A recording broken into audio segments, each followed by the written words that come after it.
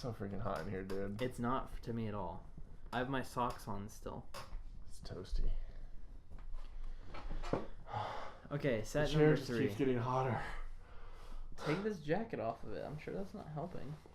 The majority of the heat isn't in the jacket on the back of the chair. Okay, set number 3. Make 3 true we statements each. For instance, we are both in this room feeling. We are both slightly gay. Are you admitting? Everyone's a little gay. What percentage is slightly? You know, like, if Will Smith seduced me, and like in If my he needed to imagination, get to like, you? I would resist a little bit at first. But if he needed to get to you, he could probably at least, you know, see, Will give me Smith, head. I couldn't. I do know it. he's dark. I couldn't. Beautiful. Do it. I honestly couldn't. Like Denzel, Oh, no way. but like Will Smith, Ryan Gosling. I'm not into Ryan Gosling. He's so strong. See, But the thing is, I would never take it in the butt. Like, even Will Smith or Ryan Gosling, I still wouldn't let him put it in my butt. I'd definitely be given it. You have to ease into it. Yeah, I'd ease into them.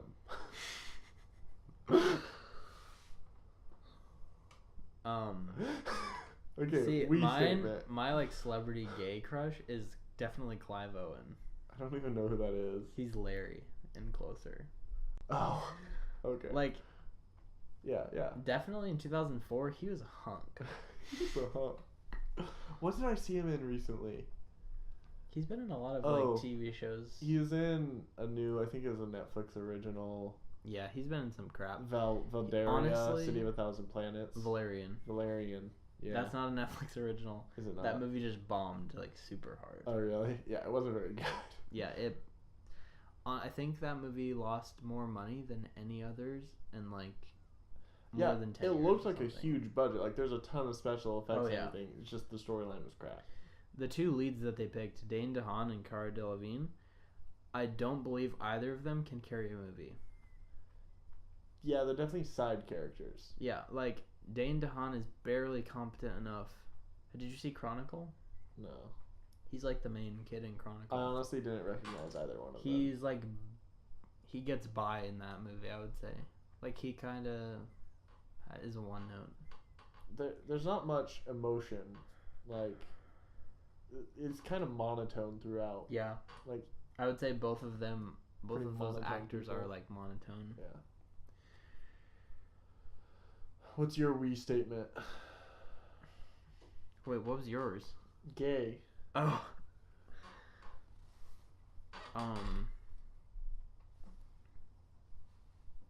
Again, I want a percentage for what that means. You can't stick it on percentage. It's a spectrum. It's not. Sexuality is not a spectrum. Anyone who says that is If you say that not there's a percentage, familiar enough with statistics. if you say that there's a percentage, then it is a spectrum. I'm talking about an individual person's sexuality. An is a individual spectrum. person maybe. Lies on a spectrum. Well, It depends on what you mean. I'm not talking about the general distribution The general of public, sexuality. it's a modified bimodal distribution. See, okay, so we've been talking semantics this whole time. It absolutely is a spectrum for each individual person. Like, I don't know about that. There's an amount of gayness you are. Like, no one's right. Like, even if you're 100% hetero, that's still on the spectrum of let's gay look to up hetero. what spectrum means.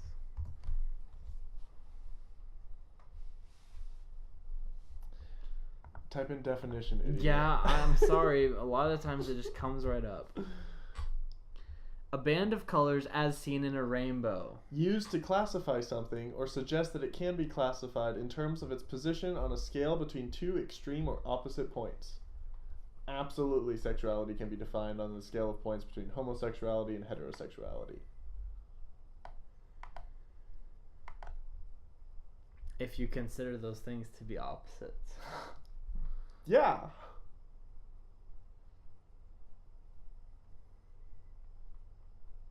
Okay. Fair enough.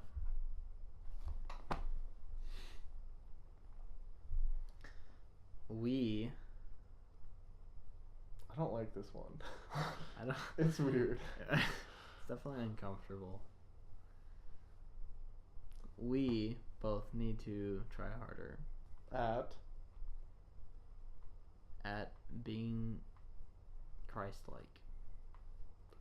You can say that about literally anyone on this planet. So we are wearing the same shirt, only different colors. it's true. We are on different planes of existence. It's debatable. I honestly, in that analogy, I feel like every single person is on a different plane. But geometrically, that like planes intersect all the time. We're on many of the similar planes right now. No. Geometrically, if you're talking a two-dimensional object. A plane isn't two-dimensional, though. It is.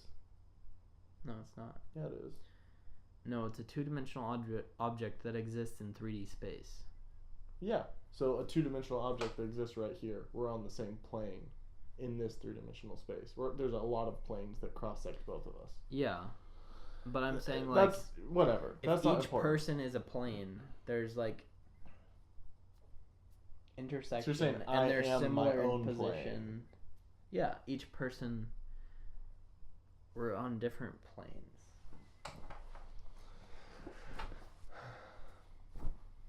You know, some people are up here, some people are down here. Some Up people and are down. over here, some people are over here. Yep.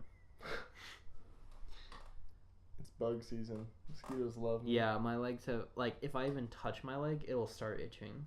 So I just have to, like, leave it alone. I've gotten a couple on my hands. Bug the crap out of me. They bugged you? Okay. Share with your partner. Oh, Yeah, I wanted to skip past that. If you're completely... oh, dang, I skipped a lot. Complete the sentence. I wish I had someone with whom I could share... a bed. a dick. My dick. Specifically what I meant.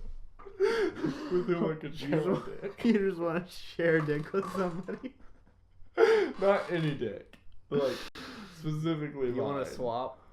Not swap. With somebody?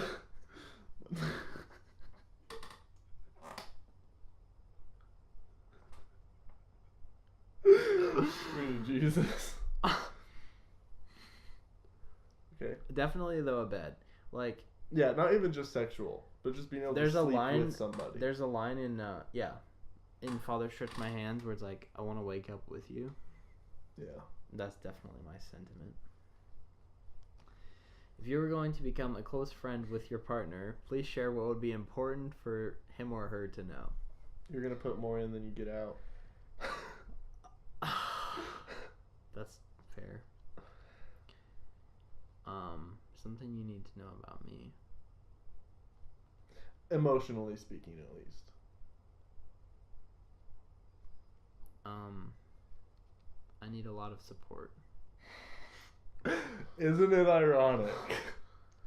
But the great thing is, I don't have to be. rain. I don't really have to be emotionally available for you. You really just like time. Again, if I'm just I really here, like when people will just spend time with yeah, me. like, and that's really why this works. It's because you're willing to just take time without a ton of emotional, like, you know. I don't even know. What do people even do to show emotional stuff? Like, It's through action. I guess spending time is an action that shows that I care. Tell your partner what you like about them. Be very honest, saying things that you might not say to someone you've just met. We've already, like, I've scraped the bottom of the barrel telling you positive things. I feel like this works better with a man and a woman. It says him or her. Yeah, because one of them is asking a man. I'm sure they tried gay couples. I meant people attracted to each other. Like, what do you like about them can include, like, I don't really like anything about your physical. Like, I'm not attracted to you in any way whatsoever physically. Excuse me. Just saying. I don't like your nose. I'm not disagreeing with you. I'm just saying you didn't need to say it. Or your ears. Stop. Share with your partner an embarrassing... Well, it says what you like about them. So if it's nothing... you say, like... It's not much. Not anything else, Doug. Share with your partner an embarrassing moment in your life. So I guess these sets didn't necessarily overlap in their test. So, you know, the 5 things and this question might not have been asked by the same people. But what? Did these sets, were they in, like... No, these people, like, there went was a through all break 34. in between 1, 2, and 3. Oh, okay. But they had the same partner, yeah. Throughout all 3? Yeah. Okay. Tell your partner, share with your partner an embarrassing moment in your life. Okay, the most embarrassing thing that's ever happened to me... Not most, just an. Well, I would like to share the most embarrassing. Is I was in school. It was flu season. My nose was all the way full of snot. And there was this girl that I was just, like, friends with. I wasn't really infatuated with her. But I was just talking with her. And I started laughing, as you do. I went like that. And a full-on, like, snot rocket blasted out of my nose. And it's like, you know how it kind of comes out and then, like... Yeah. It's like... you know? And it was, like, all over. And it was really embarrassing. The other day when I stepped on the pool ladder and it totally broke under the weight of my foot. That was the biggest L I've taken for a while. Since the whole thing with grapes. Just like a week and a half, dog. I know. For me, it's probably when my brother pantsed me in a restaurant and got the underwear also. That's like, funny. Now You're totally flaccid. Yeah, now looking back on it, it's like, whatever, not a big deal. At the time, that you're like... But in the moment, I was like... It's still embarrassing. It's just a shock. I was like 11. It was like 11 or 12, right in there. When did you last cry in front of another person? Or by yourself? Have I cried in front of you recently? When you had your breakdown. Was that the most recent? I don't remember. Well, your eyes water a lot. Well, yeah, I don't know if that counts. Like, I don't think it does. If I just lay down on my left side, does that count as crying?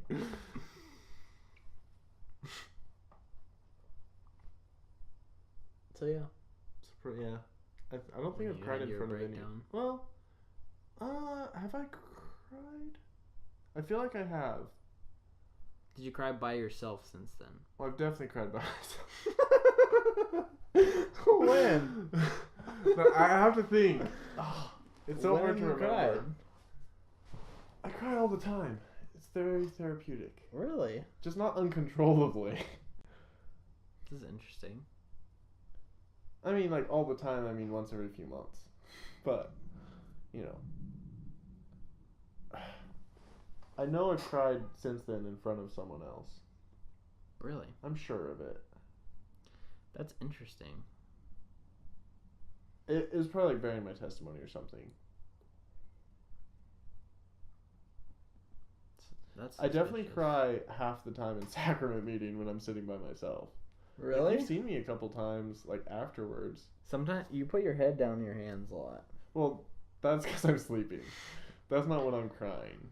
Usually when I'm crying, I'm just, like, sitting there. It's very suspicious. It's usually, like, from reading a hymn or something and just kind of, you know, I feel condemned because I caused the suffering of, you know, the Savior, that sort of thing. So that is in front of other people. Half the time they probably don't notice, right? But I cry in sacrament meeting all the time. That's interesting. I didn't realize you cry so much. Yeah. It's usually related to the gospel. I can remember distinctly, like, all the times I've cried, like, since I came of age as a human being. Like, since I was 12 years old, I think I've cried 3 times.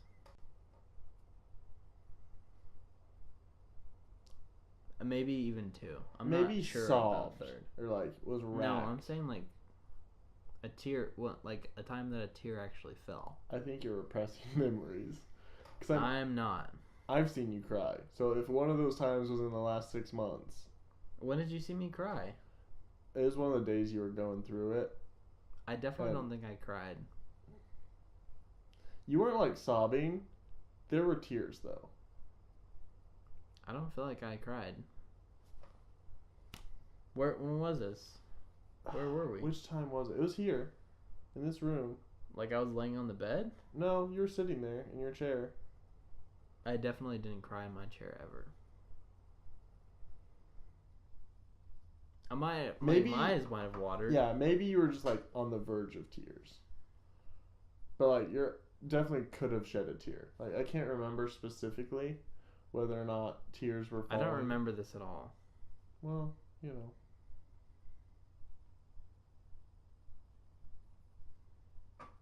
I don't feel like I'm repressing anything.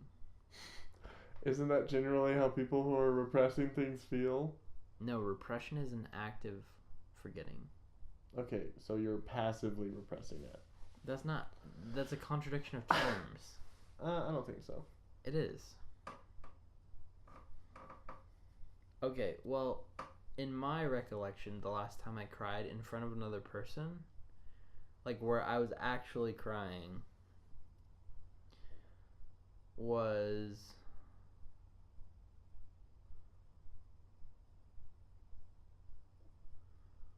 I was 16 and I was crying about, I don't even want to say a name.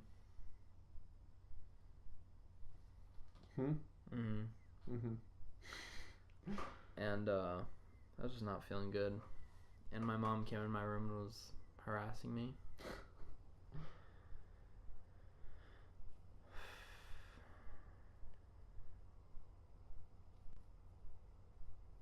She was basically saying like, you make other people's lives a lot better by your existence.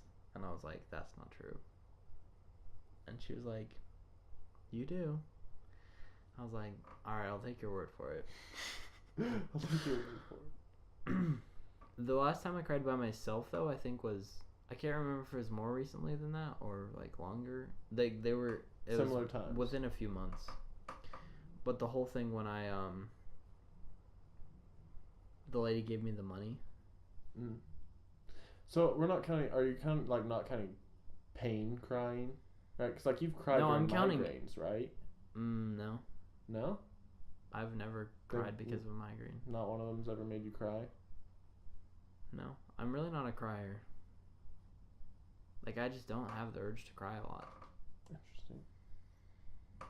My eyes just water. I honestly don't remember a time where I've been crying. Like I've been upset for sure. I don't remember crying in this room though ever.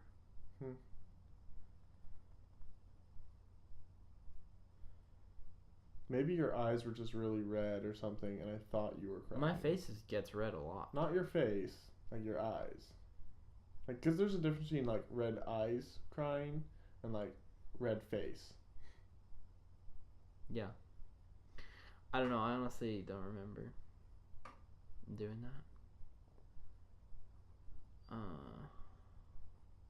Tell your partner something you like about them already.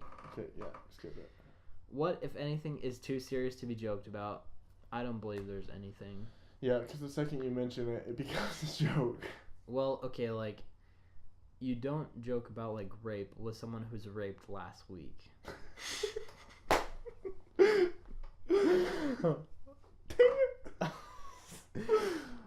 It's not what, if anything, isn't funny. It's what is too serious that you should not joke about it. Okay, but it's completely situational. Basically, like, I wouldn't say there's anyone... If you know someone specifically has a sensitivity to something that's really traumatic, you should not joke about it. Honestly, I'd say the temple in any situation is too serious to joke about, like, specific things. But other than that, like, I can't think of anything. But, like, I still make jokes about the temple as a general topic. Like, don't name the goat, or else you won't want to kill it. Okay. That's just a joke because it's fine if you name There the aren't goat. sacrifices in the temple, are there? We can cut I it said out. too much. We can't cut it out. Or we can It's if we just a need to. joke. Okay. I didn't think There are were. sacrifices, just not of live animals. That's fair. If you were to die this evening with no opportunity to communicate with anyone, what would you most regret not having told someone? Why haven't you told them yet? Honestly, I feel like There's not much that comes to mind. I've told my mom I love her. I think there are things that just like I feel that people sometimes misinterpret or misunderstood that I would like to clarify. You're being so weird. Freaking hot, dude. Your house, containing everything you own, catches fire. After saving your loved ones and pets, as if, you have time to safely make a final dash to save any one item. What would it be and why? So if you have time to save one item, what would it be? Wallet. See, I don't have a wallet that I use. See, it's just because it'd be the hardest thing to replace. Like my driver's license and like all the cards and stuff in there, it'd be a hassle. Yeah. Like I don't have anything with a huge. Well, I guess I'm trying to get mine. I'm trying to think of my house also. Oh, this is gonna be hard because it's in a precarious location. Oh, the album case. So I have to get mine out because I really liked show and tell as a kid. Maybe that's why I liked the idea of doing a podcast. Whatever. This record would definitely be the hardest thing to replace that I own. Because it was limited edition. There was like 1,000. There's like literally 1,000 of these that exist. So if I had to replace this, it would cost me like $250. There's my other Japanese ones that are like this one. Like this is definitely valuable to me. But I could get another one of these for about $50 to $60. That's like what this cost. Mm-hmm. So. Yeah, probably my wallet. So yeah, like if I could grab this record case, that would be helpful. Like monetarily speaking. Of course, all these Blu-rays. There's like over $1,000 of movies here. Just grab So it's just like the stuff that costs money to replace. Just grab the fistful of Django's. No. What about your books? It's on Netflix. I don't need to grab that. Like I wouldn't save any books, Gulag honestly. Archipelago. Volume 3 is a first edition, but that's definitely not worth. That's if it's saying you can only grab one item.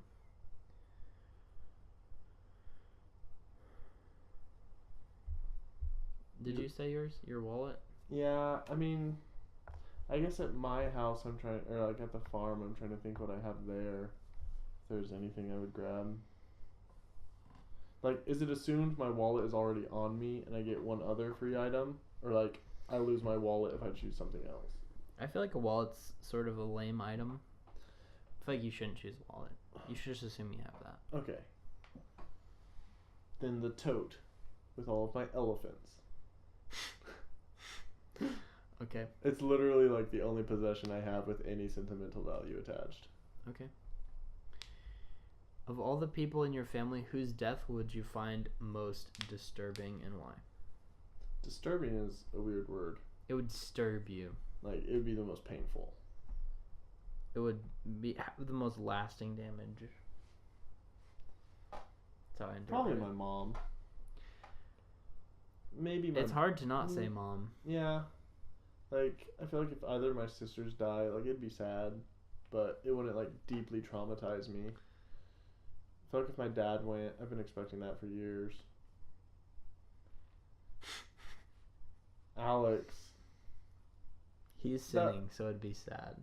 That'd be... It's kind of a toss-up between Alex and my mom. Really? Yeah. Well, like, again, the whole sinning thing. Yeah. You know, like... And, one, I'm expecting to lose my mom before I lose Alex. But, like, if I were to lose Alex tomorrow... It'd be a shock. It'd be more disturbing than, you know... So, like, it depends on timeline as well, yeah. Mine would definitely be my mom. Although I don't feel like, at this point in my life, there's anyone whose death would just, like, destroy me. Yeah. But... You say that, but then it happens. Well, the thing we talked about, like, my mom sort of keeps me going a lot of the time. You would definitely struggle. It would be yeah. No, I'm not saying... Yeah. Well, yeah. Destroy, again, is a strong word. I don't know if it'd destroy my life. It'd be a struggle. Share a personal problem and ask your partner's advice on how he or she might handle it. Also, ask your partner to reflect back to you how you seem to be feeling about the problem you've chosen. This is the last question, dog. Yeah, so I feel like we shouldn't skip it, because that'd be anticlimactic. God.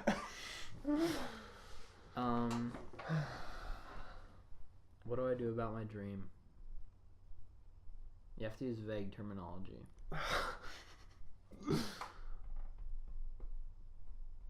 Describe to me the problem in vague terms. The problem is... Okay, what about your dream is your problem? A, whether to tell people about it. B, whether to act on it or not. Okay, the two people specifically? What two people? That we've previously talked about you telling? Just in general. Oh. And then what was the second problem? Well, like, let's say the subject of the dream and then the two people we talked about. The two relevant people in the subject's life. Whether or not you should tell them, and whether or not Yeah. you should talk about the details of the dream with them. No, and whether I should act on it.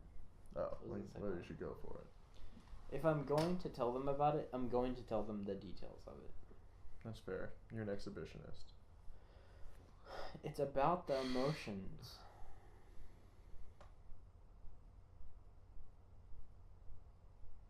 See, for me, I would just present it as like, hey, there's this interesting fact. See how they reacted, and then delve more. Yeah, if they were like responded really negatively to it, you would like cut it short. See, that's why you want to like first tell them about it, and I have to go in with the intention of what I want to do, and then I can adjust to that later on. What you want to do can be a multifaceted process. But you didn't explain it like that earlier. Yeah, if they react super well, it's like, wow, that's really interesting, and that's kind of cool. Then you can be like, and really, like, there's a lot of emotion attached, and then they'll be like, huh. See, I feel like when you say, I have had a dream about this person, you have to preface it with like, it was just purely emotional. Because of the precedent that's been set. The precedent has been like, when you have a dream about someone, they're gonna be like. But I'm like, no, it was one of the most emotionally intimate things I've ever experienced. They're gonna be like, oh, okay. Definitely wouldn't tell person numero uno in that way. I don't feel like you would do a good job at presenting it in a way that would not, result in the subject antagonism.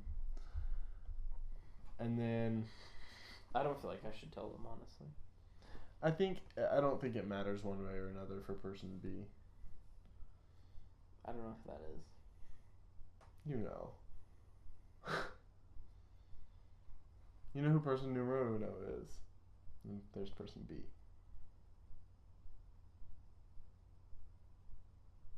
Okay, well. And then should I act on the dream?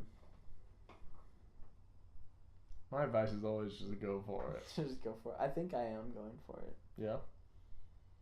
Might not act on it immediately. What do you think acting on it means? Like, what is it? So what do you mean? Go for it. Because of who I am, it has to be calculated at this point. Yeah. So, what do you mean? Should I act on it? Like that? That could be a kind of broad. Just in general. In general, your answer is yeah, go for it. I mean, what are you gonna lose? A couple months? That's true. That's true. And with you, right? They're gonna assume so much. Let them It has assume. nothing to do with any of you posers. Well, maybe one of you. Depends who's watching this. Depends how. The who subject we let of the dream is not anybody who will most likely watch this. Probably. We might be publishing this to more people. Who knows? Yeah, they're not currently in the podcast chat. Let's put it that way. But you don't know when this was filmed, so who knows? I actually put like recorded on this date in the description. Well, don't do that this time, idiot. The shirts give away the date to some extent. Only if they know when you got the shirts. I sent it in the group chat. So they know it's after that day. Yeah. Don't think about it too hard. We're definitely overthinking it. I think you're overthinking it. Share a problem with me. I'm just trying to confuse them.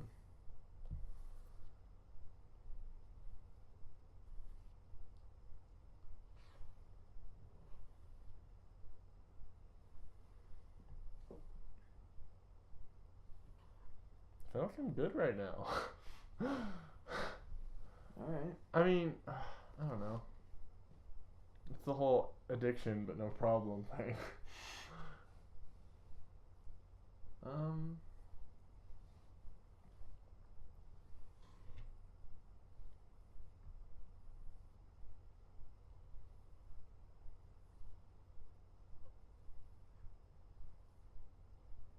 How about the whole commitment issue thing? Just see, like, I don't know what the problem is. The problem is you're scared to commit. Sure, that. How would you handle it? You need to practice making small commitments and build confidence in your own ability to follow through. But see, I've done that. I don't like it.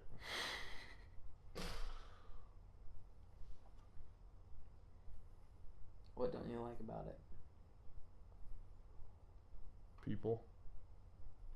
Just in general. Is it just that you don't like being bound to do something? Like you have to do it once you commit? I don't think I like being bound to people. I'm fine with being bound to do things. Like an activity. But like you just don't want to have stewardship over a specific person. You don't have to like I don't make know a if commitment to. I don't know if do stewardship is the right word. But like if you bring someone into your life in a close way, you know that at some point they'll need things from you. yeah, like I'm likely to hurt them. Because I will See, stop wanting to be around them. That's interesting. The likely to hurt them thing is interesting. You worry a lot about hurting people, and yet I don't feel like your worrying really amounts to much. Like all the times that you've been really worried about hurting someone, you have actually hurt them. That's why I'm so freaking worried. But it doesn't help to worry after you've already done the things. So you're saying I should start worrying earlier. I think you just need to think about the consequences of your actions before they happen. I think about them. A lot of times you just find yourself in a situation and you're like, I'm going to end up hurting this person.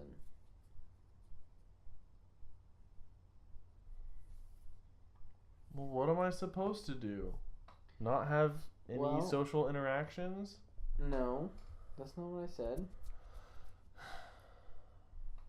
But either A, you have to act in a way that you won't hurt people, or B, you have to just act the way you're going to act, do your best, and then come what may. Not care when for the people other get person. hurt. It's not that you don't have to, or that you should not care. But I just shouldn't worry. You should care, but it's like as long you as I should tell only them, care in the sense that it's gonna affect your actions for the future. Like, if you recognize you've hurt somebody, be like, oh, I feel guilty about that. This is what I'm going to do differently so that that doesn't happen again.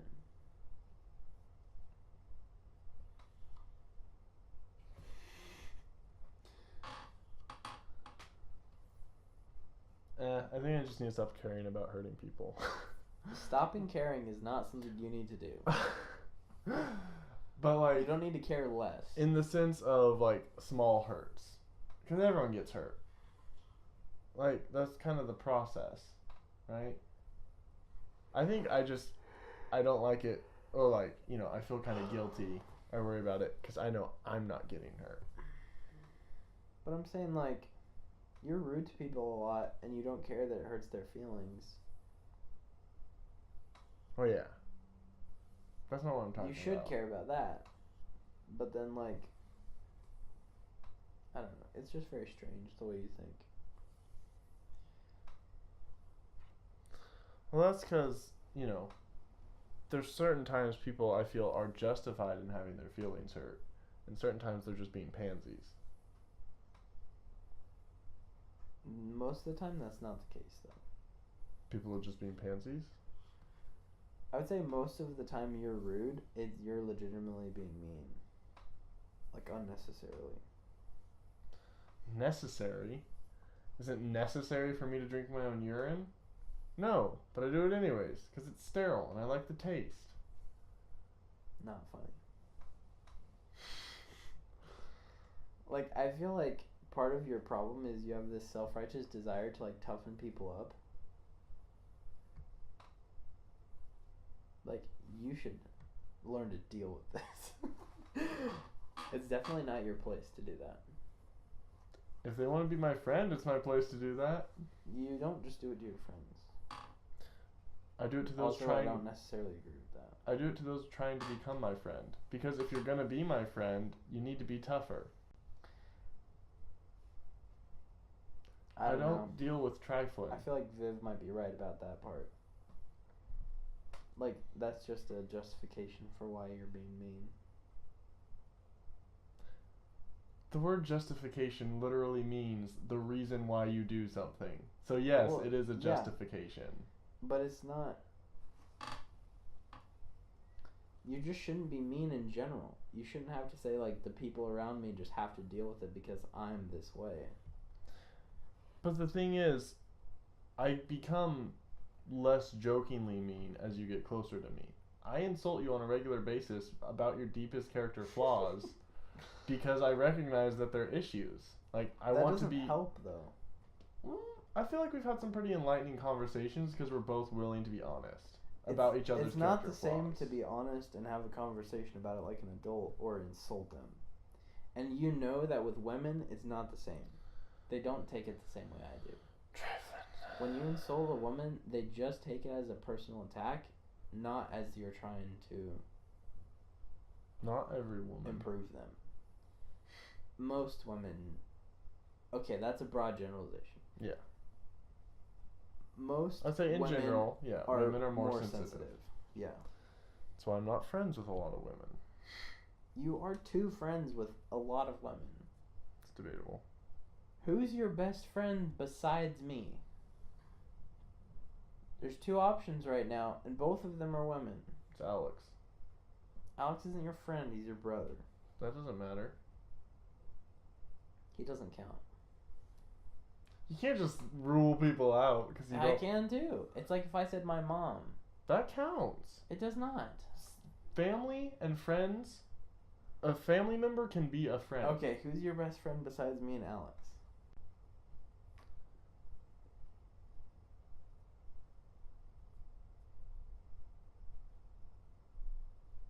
I don't want to think about that. Either you don't have any, which is sad, or they're women. My mom. Oh my gosh. And again, depends what you mean by friend. Okay, I think we've moved past one personal the problem you brought. I just don't understand the way you think. I mean, I guess Amanda and Chrissy and Allie are all friends. I'm getting tired of the code names, honestly. I like just saying their name. Everyone knows the code names anyway. Yeah. It defeats the purpose. But also, I feel like if we're not saying mean things about them, there's no reason to say the code name. Yeah. But see, also I guess like, in my mind, yeah, I guess they're friends. Whatever. But see, I'm mean to them and they stuck around. Well, we might have lost Chrissy, honestly. That's fair. I think it was like, she's had enough.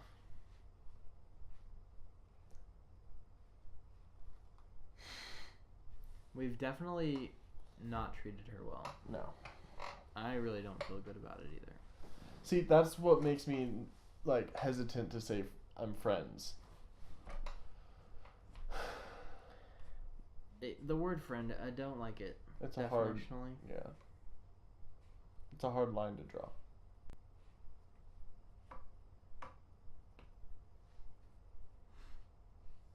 I'm not gonna say anything else about that.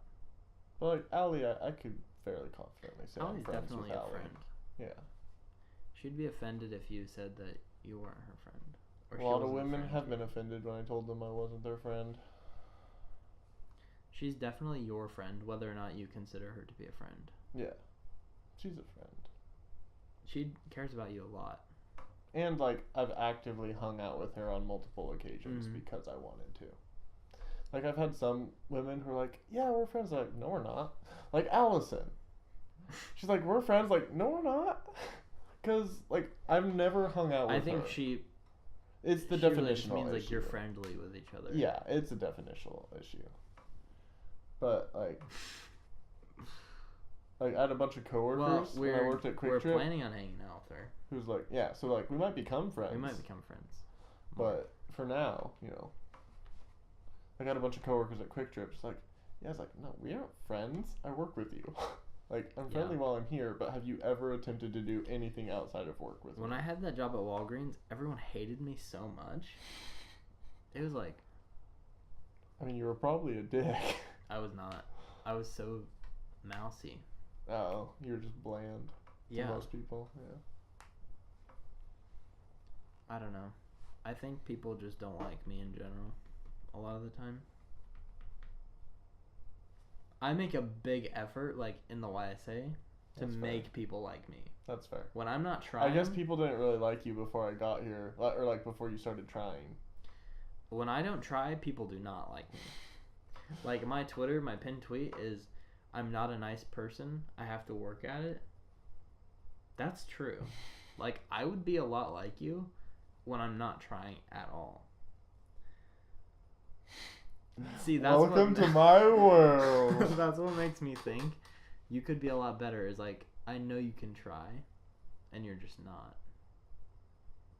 Like, a lot of the time, you're just like, I don't care. I'm not gonna try.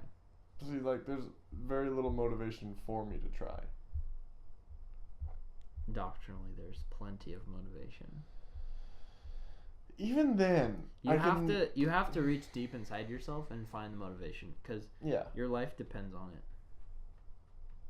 The success of your life in any endeavors depends on your ability to forge relationships. I still feel like, you know, the world in general just kind of shifts to my whims, or, you know, like, to fit me however I am. But there's nothing lasting about that. That's not what I meant. Like my life so far, everything's just kind of worked out without me having to, you know, make a concerted effort. Well,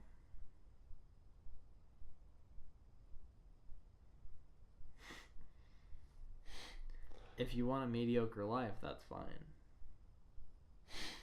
But if you want excellence in your life, you're going to have to work for it. That's true. Nothing great. It's never a good time to do a great thing. That's just such crap. There's plenty of good opportunities to do great things. Opportunities, not good times. There's plenty of good times. No convenient time. There's plenty of good times. In my mind. fine. There's plenty of proper times. There's plenty of good times. Proper times. Okay. I'm not gonna. You're just arguing with me to bother me. It's not gonna work. It's working. I'm not that bothered, honestly. I'm a lot. This is an interesting thing, though, is that, like, I'm very dramatic, even when inside I'm like, I feel nothing. Like, today, you were texting me, and I was, like, being very dramatic, but on the inside, I was just like, I didn't care that much. You were being dramatic today? I was being very dramatic. Can't even remember.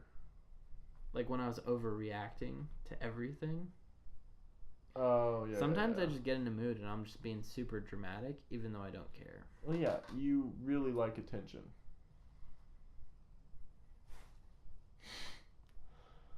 That's exactly what that is.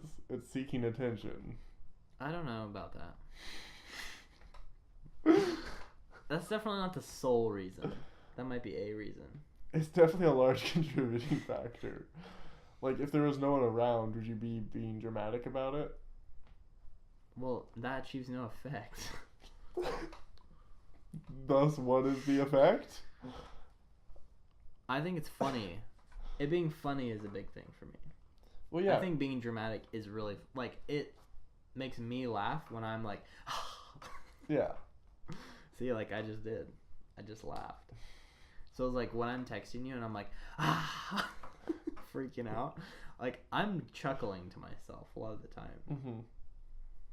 That's definitely part of it. Part of it is for my own enjoyment.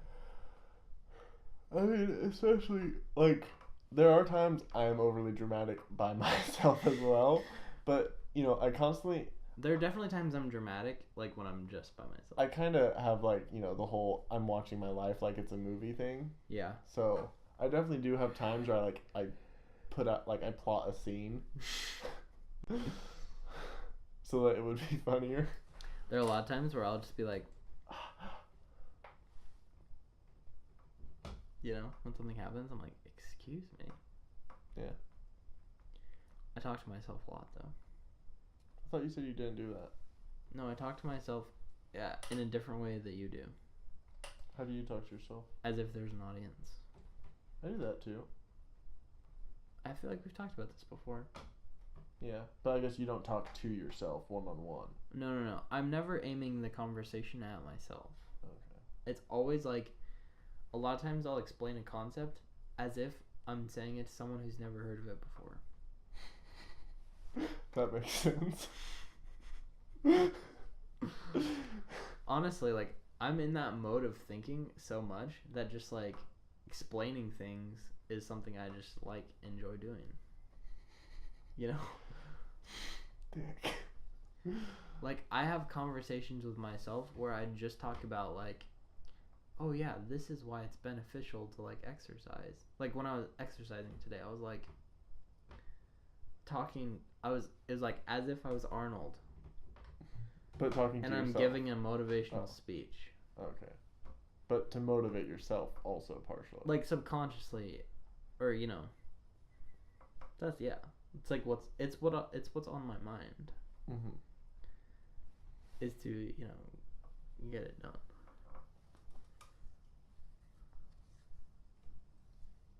But that's one of the things I really liked about Jordan Peterson. He's getting a lot of media attention. I don't know if it's all great, but I don't know who that is. Obviously you wouldn't know who that is. You don't know who anyone who relevant is. I know who Arnold Schwarzenegger is. He's barely relevant anymore. You take that back. Bastard. I saw a video today where it's a girl, like, who's live streaming on Twitch, and she's like, honestly, Nickelback is the worst. And her boyfriend is watching the live stream in the other room, and he busts in, he's like, how dare you say that about Nickelback? He just, like, freaks out. For humor's sake. Yeah. He's not really a Nickelback. He's not, like, that passionate No. about it. Yeah. See, like, the whole, like, you take that back. Take that back.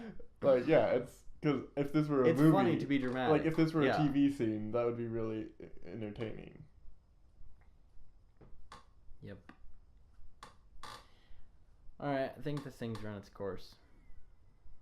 So I don't love you. What do you mean by love? Who knows? And what do you mean by you? Like, do you mean me right now? Me as a human being, or me as a concept? It's a creature. See, me as a creature obviously is unlovable. But me as a person is more lovable. Mm. It's debatable. To me, creature just is like all of your animal traits. But then an animal with no conscience. Conscience? Conscious. Or consciousness? Conscious. That's not a word in and of itself. It's debatable. Not in that context. You mean not in that conscience? Conscience is what I said earlier. That would make more sense. An animal without conscious. No, that's not how you say it. Without a conscious? Is without morals. No, that's not right. And either. is perfectly lovable because, you know, they can't differentiate between right and wrong. Yeah. I'm not positive about that. Because here's the evidence that animals have morality is that they know when bad things are happening. That's debatable. I feel like they do. They know when scary things are happening, or things that are detrimental to them. I don't know. I feel like animals know when you're doing hood rat things.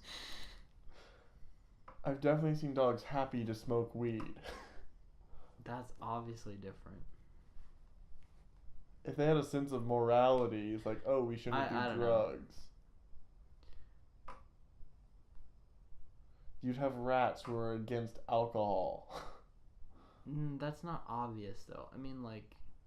Things that obviously detriment your well-being. No. Like, there are actual experiments on this, like, where if an animal sees another animal that's suffering, they'll, like, try and help it out. Yeah, but that's beneficial for the race. I don't think it's that simple. When an animal sees a person that's suffering that they care about, they'll do something about it. Well, yeah, but that's the same thing with, like, an emotional reward, right? Animals have emotions. I don't know. That's different than morals. Like, an innate concept of right and wrong because it is right and wrong. They're hard to separate, I guess. Animals do have ethics. Whether or not they have morals, like, the lines between those are blurred. They have emotions. But, no, like, animals know when they're being treated unfairly. Like, the whole thing with the monkeys. The monkey that gets fed cucumber, he takes the cucumber, but then when he sees that the other one gets a grape, he's like, oh, I want a grape too. And then he gets another cucumber and he gets upset. Because he knows he's being treated unfairly. Because he knows that he could be getting something better. Yeah, it's unfair. So that's actively detrimental to him. Again, it's, you know, not really right because it's right. It's still this whole, like, what's best for me, or what do I want, right? Like, what's gonna satisfy me the most.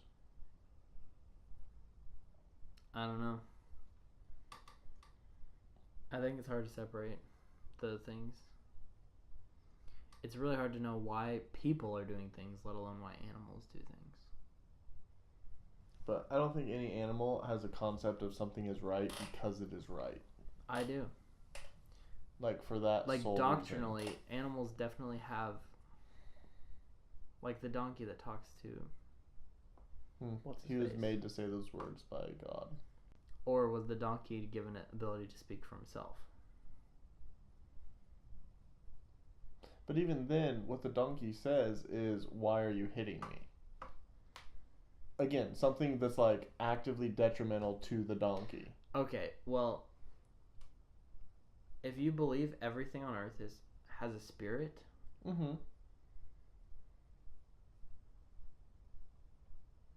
everything has the light of Christ, which is what gives us the ability to know right from wrong. That is also in all living things. All things, really. But they haven't been given the power to discern and to act. How do you know that? Because that's what, makes someone able to sin. Knowledge of what's good and evil is not what makes people able to sin. Yeah, it is. Things can transgress the law of God, but without knowledge, it is not sinful. Do they have their own agency, though? Animals? To a degree. Like, they have choices that they do make.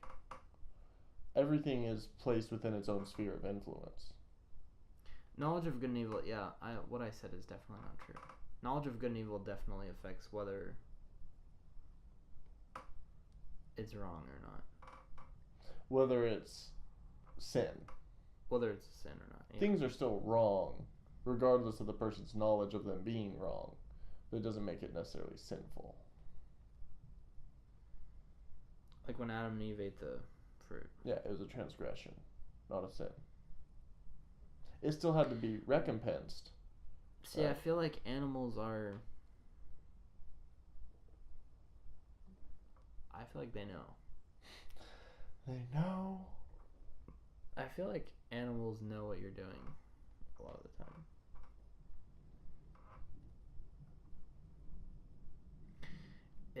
It's inconclusive. There's not enough evidence in general to make a conclusive claim about it, in my estimation. My estimation, your estimation is wrong.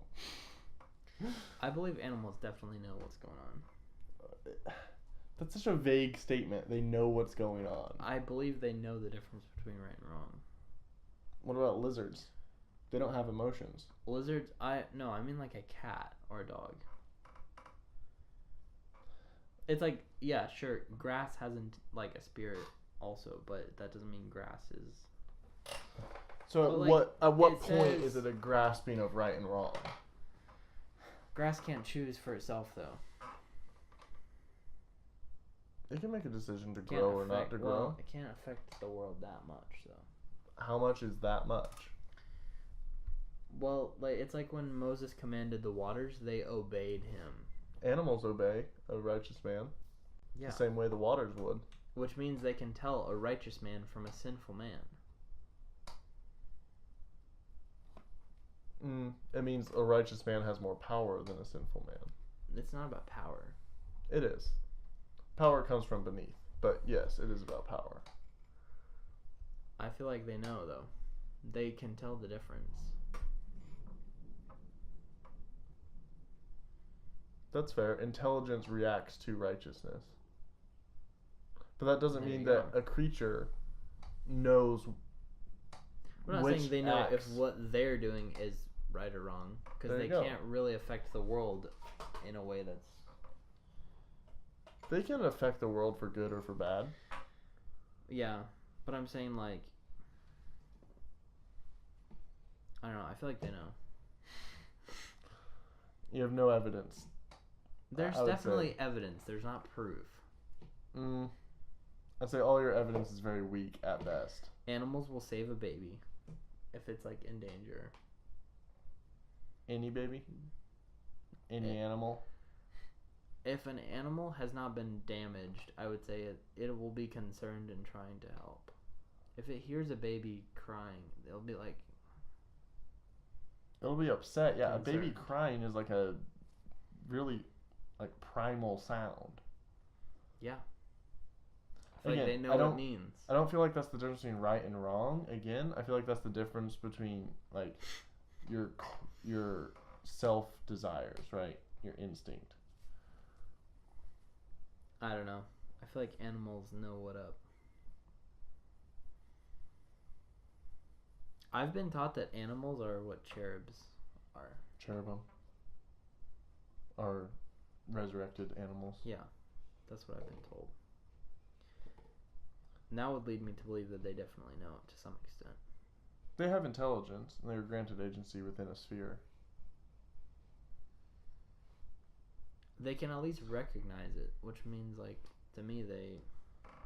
But in their mortal state, they have no, like, active consciousness. Consciousness? No. Consciousness. That's not what I meant. consciousness of... Consciousness is not a word. They don't have a conscience? No, that's not what I meant. Of good versus bad in their actions. In their own actions, I don't think so. But they will do things that are like... they will make moral decisions. See, I think it's purely emotional. They'll put themselves in danger. I think that's emotional, not moral. A dog will protect its master even if his master is an evil man. Right, that's not a moral decision. That's an emotional one. It doesn't matter who the master is. It just matters that that dog is emotionally attached to him. Right, like, is it a moral decision to protect Hitler? But is that out of fear? Because if they have a bad master, then they probably get punished if they don't do stuff. A lot of dogs love evil masters. Like Dr. Evil and his cat. Exactly. I don't know. I feel like the fact that they can recognize righteousness is indicative that they know what's going on. Their base... I'm not saying they all make good choices either. I'm saying their base element recognizes righteousness. But like... because intelligence reacts to those that have authority over it. You can also break any animal. And? Which means like, if there's a dog that's trying to do the right thing, but an evil master is like mean to it, eventually it will break.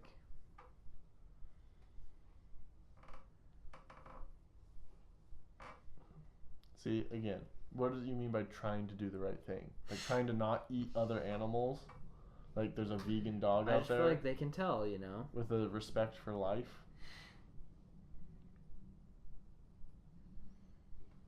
I feel like dogs definitely respect life. Have you ever seen a dog around a newborn baby? Have you ever seen a dog tear up like 3 birds in 10 minutes? That's different. Just for fun? That's the circle of life. No. He did not eat those birds. He tore their head off and spat them out. It's instinctual, though. So is the protection of a baby. I don't know. It's hard to say. Every argument you make against them doing bad things is the same argument for why they do good things. I don't know what to tell you, man. I feel like animals... You can't pick and choose which one is because of their morals and which one's because of their instincts. I don't know. Okay, that's something I look for in a friend. Consistency. I feel like an animal's instincts are generally aligned with what's right.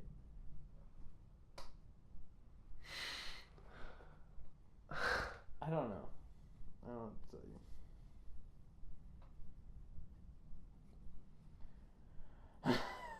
I've seen animals do messed up crap from birth. They'll eat their siblings. Well, maybe they're just like people. There's some messed up people out there. There are definitely certain species that like eat their own young habitually. Like, I don't know. I don't know, man.